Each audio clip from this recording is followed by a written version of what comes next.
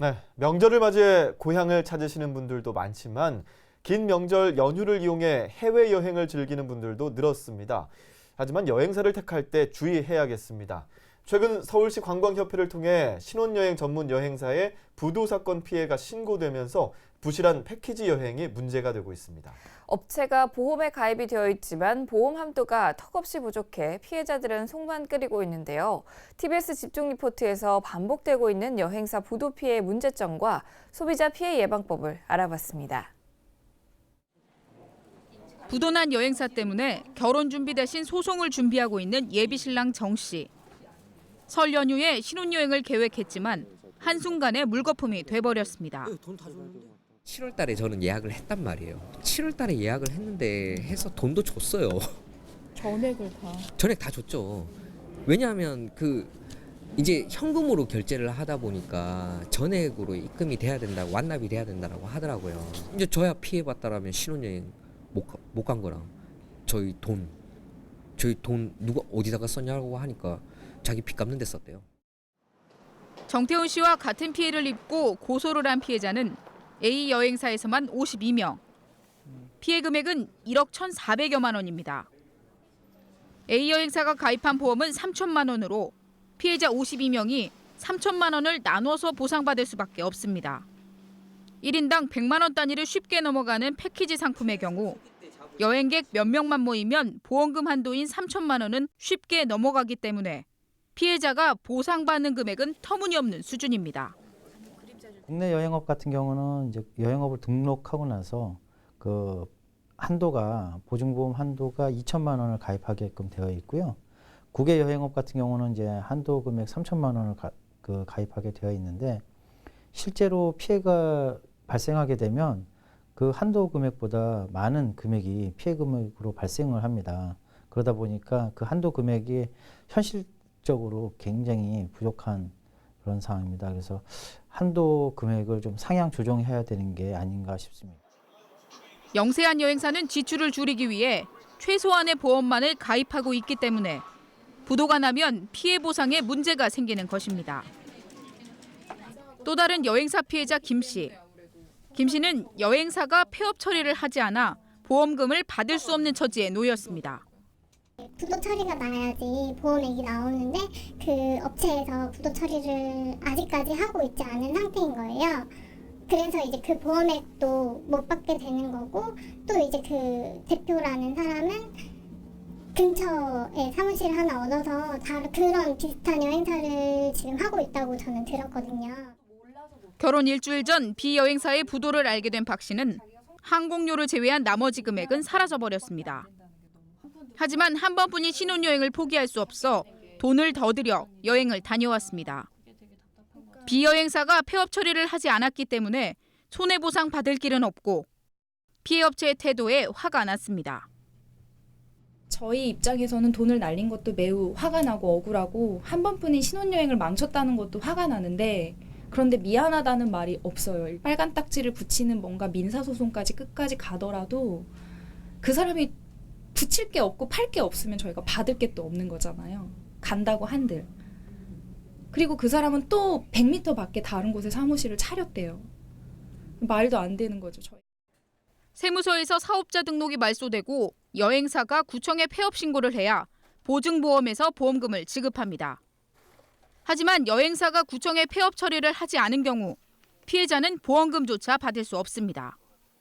여행사 부도 피해 신고가 들어오면 구청에서 절차에 따라 여행사 등록을 취소하는 데까지 6개월가량의 시간이 소요됩니다.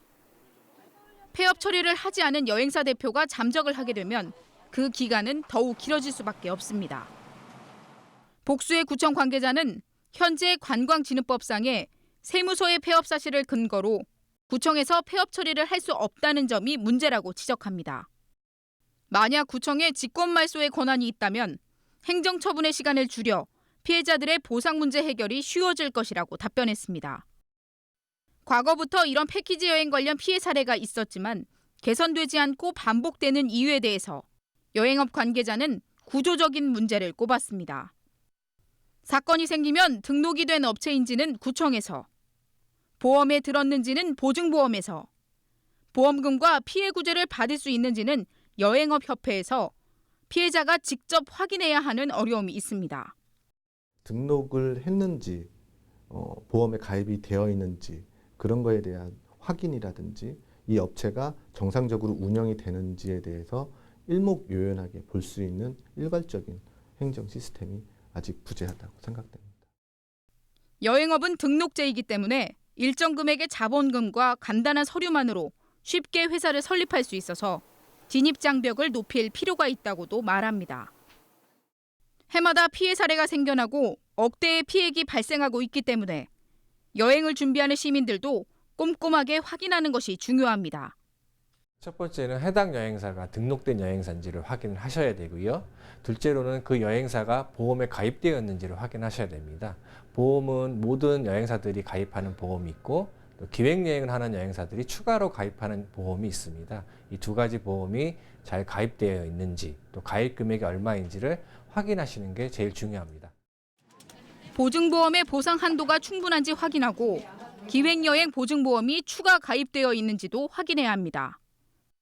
여행 관련 계약서와 여행 약관에 하자에 관한 책임 회피 조항이 없는지 읽어봐야 합니다.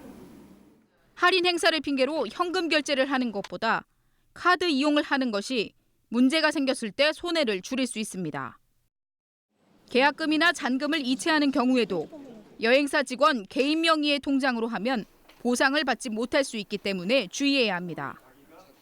되게 답답한 게 뭐 금액적인 거를 떠나서 그렇게 신혼부부들한테 사기를 친 사람이 버젓이 다른 영업을 하고 처벌을 받지도 않는다는 사실에 대해서 되게 많이 답답해요.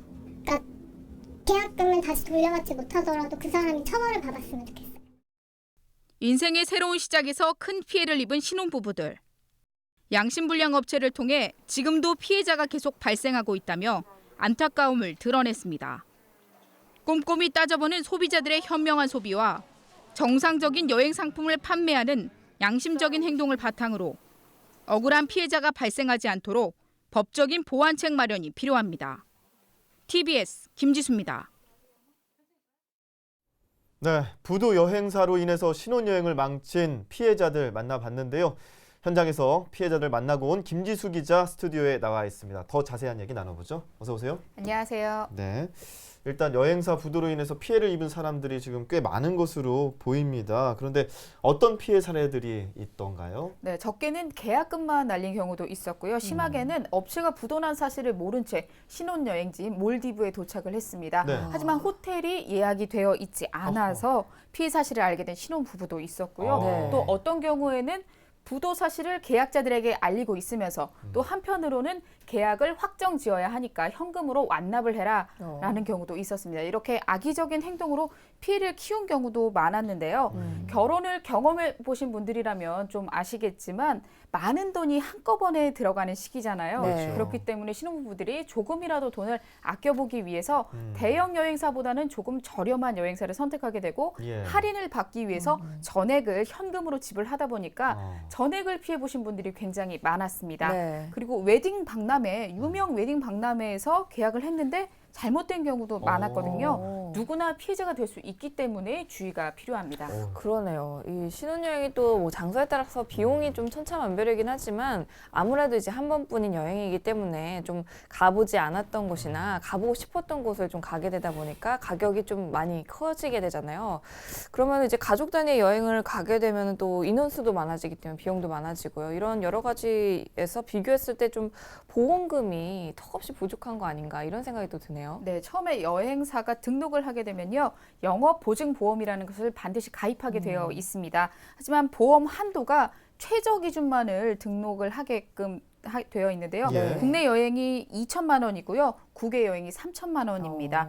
물론 보험사에서 1년에 한 번씩 보험을 갱신을 하면서 매출액 대비로 올리기도 하지만 영세한 여행사들이 부도가 나게 되면 최저 기준의 보험금만으로는 피해액을 감당할 수 없게 됩니다. 네. 그래서 3천만 원의 보험금을 몇 명의 피해자가 발생하던지 간에 n분의 1로 나눠서 가져야 하는 그런 상황입니다. 예, 그러니까 뭐 10명이 가든 50명이 가든 이 3천만 원 가지고서 서로 그 보험을 나눠 가져야 된다는 거죠. 그 피해액을. 그렇게 그만큼? 됩니다. 어휴. 그렇게 되면 개인이 받게 되는 돈은 정말 미미한 수준밖에 예. 되지 않습니다. 예. 그리고 여행의 목적지라든지 일정, 운송, 숙박 같은 요금을 미리 정해진 다음에 참가자를 모집하는 여행을 네. 기획 여행이라고 하는데요. 이런 기획 여행을 취급하게 될 경우에 기획 여행 보증 보험이라는 것을 추가적으로 가입하게 되어 있습니다.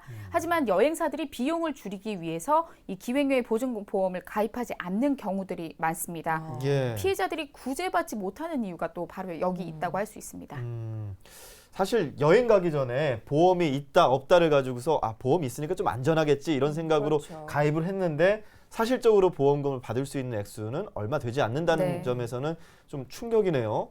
예, 그런데 이런 부분들 이제 부도난 여행사가 다른 곳에서 또 영업을 새롭게 한다라는 것도 지금 리포트를 보니까 나오던데 실제로 그런 일이 있다고요? 네, 앞서 말한 이 기획 여행의 경우에는요, 예. 최소 한도가 2억 정도 되기 때문에 어느 정도의 보상이 가능해집니다.